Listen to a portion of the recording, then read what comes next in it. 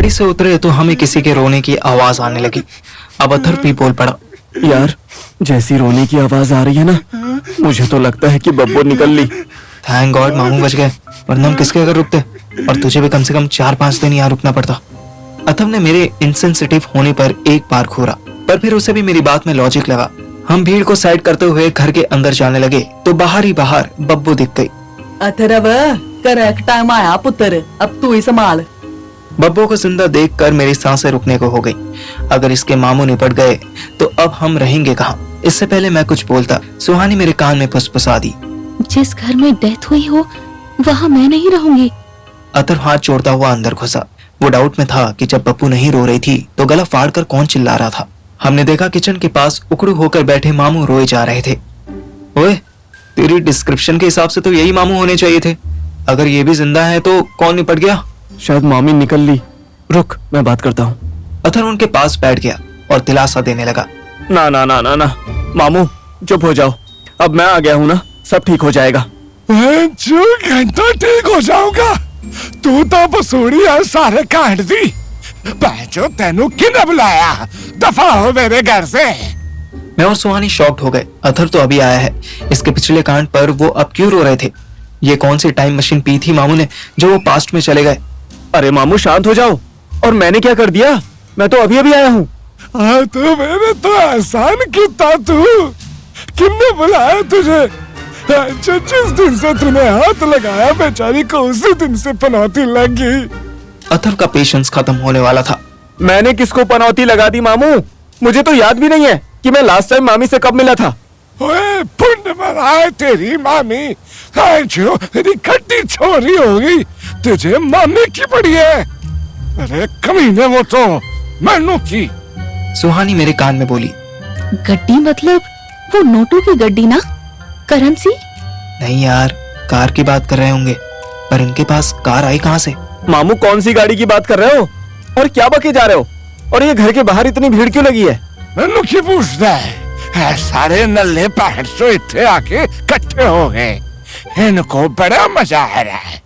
साडी जिंदगी चली गई, साडी इज्जत लुट गई। क्या बहन जो तमाशा देखन रहे, जाओ सारे अपने घर बहन। मामू बस करो अब, इतना हल्ला मचा दिया आपने।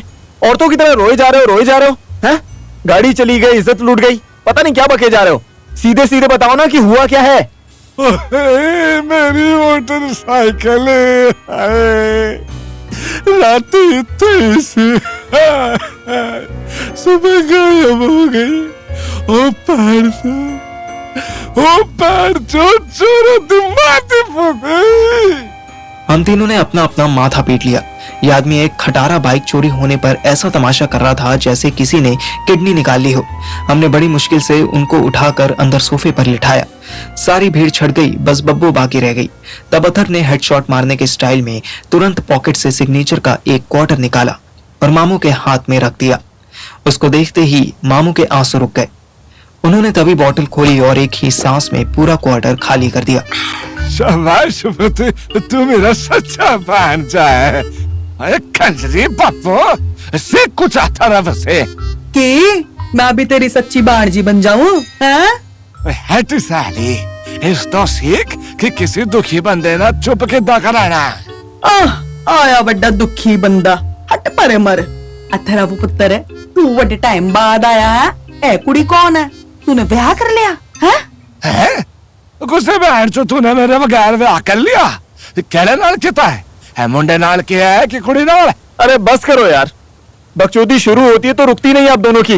और सुनो, ये पार्थिव है मेरा जिगरी, मेरा भाई, और ये लड़की इसकी बीवी है, इसका नाम सुहानी है। और अब ये दोनों कुछ दिन यही रहेंगे। ये भी दारू पियेंगे? जी नहीं, ये ना तो पियेंगे और ना ही पिलाएंगे, पर यहीं पे रहेंगे, समझे आप? बेड़ा करा तेरा पुट्टुआ जमिले मैनू। मामू को तेजी से चढ़ने लगी। वो सेफ में मुंह घुसा के लेट गए, पर बब्बू नामक आदमियों जैसी सूरत वाली औरत के चेहरे पर स्माइल आ गई। हाय हाय, नू तो बड़ी सोहनी है, की कर दिया पुत्र हैं? सुहानी इधर उधर देखने लगी। मैंने ट्रांसलेटर वाली जॉब निभाई। नू मतलब बहू। तुझे सुंदर कह रही है बब्बू जी। सुहानी मुस्कुराई। Thank you ji. ये तो कपड़े चेंज नहीं किए ना? एक बार तैयार हो जाऊं तो और सुंदर लगूंगी। वो तो कर लियो पुत्र है, पर तुझे भी पंजाबी नहीं आंदी है? सुहानी ना में गर्दन हिलाने लगी। ले फिर क्या खाक सुंदर है तू। चल भाई जा, मैं तुम तीनों लाई रोटी रोटी बना के लांदी हूँ। मामू तो 2 मिनट में ही सो गए थे। हम तीनों उनके रूम में आ गए। घर में एक कमरा और था, पर उसकी हालत इस रूम से भी बुरी थी। सुहू, ये मामू का रूम है, तू यहीं पे आराम कर, ठीक है? तब तक मैं और पार्थिव दूसरे रूम की सफाई कर देते हैं, फिर तू उधर आ जाना। सुहानी ने हाँ में सर हिलाया। सुनो ना, मुझे चेंज करना है, कोई टी शर्ट वगैरह होगी क्या? हाँ, मेरी टी शर्ट्स रखी हुई है यहाँ पे, रुक अभी देता हूँ। ओए पागल हो गई है क्या? टी शर्ट पेटीकोट के ऊपर पहनेगी? नहीं, सिर्फ टी शर्ट पहन लूंगी। ढक्कन, फर्स्ट ऑफ ऑल इसकी टी शर्ट्स तेरी टी शर्ट्स की तरह वो लॉन्ग वाली नहीं है जो घुटने तक कवर कर ले। दूसरा, ये दिल्ली नहीं है डार्लिंग, यहाँ पूरे कपड़े पहन के रह। ये कैसी मजबूरी है? ये सही कह रहा है सुहू, तू 10-15 मिनट रुक, हम तेरे लिए कुछ घर पहनने के कपड़े लेकर आते हैं, ठीक है? सुहानी ने कोई जवाब नहीं दिया, पर मुझे उसके चेहरे पर नाराजगी दिख रही थी। मैं और अथर्व शॉपिंग करने निकल गए। चलते चलते अथर्व मुस्कुराया। अच्छा हुआ कि चोरी हो गई, मैं तो अपाचे दे रहा था इस आदमी को, पर इन्हें तो खटारा ही प्यारी थी। सही हुआ जो हुआ। इधर हम शॉपिंग करने जा रहे थे और उधर भरी दोपहर में मेरा बाप अपने रूम में रखे बेड के अंदर से एंट्री ले रहा था। बाप जानता था कि आज उनकी बीवी बहुत भड़की हुई होगी, पर उन्हें इस बात की परवाह नहीं थी। उन्हें चिंता दूसरी बात की थी। वो धीरे से अपने कमरे से बाहर निकले और दबे पांव मेरे रूम की तरफ आने लगे कि तभी मम्मी किचन से निकली। अरे वाह वाह वाह, शाबाश। अपने ही घर में चोरी छुपे आना पड़े तो अपना घर कैसे हुआ? अचानक हुई इस आवाज से मेरा बाप चौंक गया। उन्होंने पीछे मुड़कर देखा। मेरी माँ हाथ में बेलन लिए खड़ी थी। तुम अपना काम करो, मेरे काम में टांग मत अड़ाओ। मत भूलो कि ये घर मेरा ही है, तुम्हारा नहीं। भूल तो आप रहे हो कि ये घर मेरे होने की वजह से ही घर है। आप और आपका वो बेटा इसे धर्मशाला समझते हो। मेरी मम्मी पहली बार मेरे बाप से इस तरह बात कर रही थी। एक बार को तो मेरा बाप भी हिल गया। उन्होंने फिर घूर के देखा। मेरे पास तुम्हारी फालतू बकवास के लिए टाइम नहीं है, तुम्हें जो करना है करो। टाइम तो आपको निकालना पड़ेगा पार्थिव के पापा, और आज तो टाइम आपको निकालना ही पड़ेगा। क्यों, आज क्या है? देखो जी, आज मेरा सब्र जवाब दे गया है। आपकी वजह से और सिर्फ आपकी हरकतों की वजह से मुझे अपने बेटे को घर से निकालना पड़ा। आपका सारा गुस्सा उस पर निकल गया। अब आप उसे ढूंढ कर लाइए, वो भी आज ही, वरना मुझसे बुरा कोई नहीं होगा। हाँ, बेकार की चिंता मत करो, वो सही जगह पर पहुंच चुका है। तुम जाओ, 1 कप चाय बनाओ। सुना नहीं मैंने क्या कहा? आज के आज मेरे बेटे को लेकर आओ, और सिर्फ मेरे बेटे को। मुझे वो गूंजा की लड़की, वो लड़की हमारे घर में बिल्कुल नहीं चाहिए। ऐसा है राजेश्वरी, अपनी औकात में रहो। और एक बार तुमने मुझसे स्टोर में बात की ना, तो तुम्हें बचाने वाला कोई ना होगा। मम्मी ने एक टक मेरे बाप को देखा और फिर ऐसे रोना शुरू किया जैसे बाथरूम का नल खुल गया हो। आपको तो बहुत खुशी मिल जाएगी मुझे मार के। इकलौता बेटा है हमारा, कभी उसे बेटे की तरह नहीं रखा है आपने। हमेशा अपने सपनों को थोपते रहे उस पर।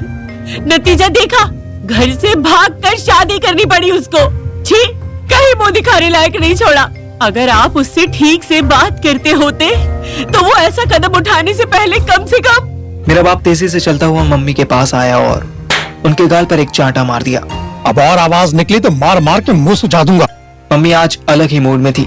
मेरा बाप जैसे ही मेरे कमरे में जाने के लिए पलटा, मम्मी ने उनके सर पर बेलन फेंक कर मारा। हाथ मेरे पास भी है। आज या तो मुझे जान से मार दो या फिर मेरे बेटे को लेकर आओ। जाओ जाओ, मेरे बेटे को लेकर आओ। मेरे बाप पर फर्स्ट टाइम काउंटर अटैक हुआ था। मैंने भी बहुत बार सोचा था कि उन्हें किसी दिन सही से धुन दूं, पर कभी हिम्मत नहीं कर पाया था। पर मेरे जाने से मम्मी में हिम्मत आ गई। मेरे बाप ने अपने सर पर हाथ लगाया तो हल्का सा खून लगा दिखा। मम्मी घबरा गई। उन्हें लगा आज बहुत पिटेंगी, पर बाप ने कोई जवाब नहीं दिया। बस मेरे रूम में घुसा और दरवाजा बंद कर लिया। मम्मी ने फिर हिम्मत की और दरवाजा बजाने लगी। आज मुंह छुपाने से बच नहीं पाओगे आप। मुझे मेरा बेटा लाके दे दो, लाके दे दो। मेरे बाप ने मम्मी की धमकी को इग्नोर किया और यहाँ वहां देखने लगे। उनको मेरे बेड का बॉक्स हल्का सा उठा हुआ दिखा। उन्होंने उसे पूरा खोला, फिर तुरंत बंद किया और जल्दी से बाहर निकले। हटो यहाँ से। उनके मुंह से पूरी बात निकली भी नहीं और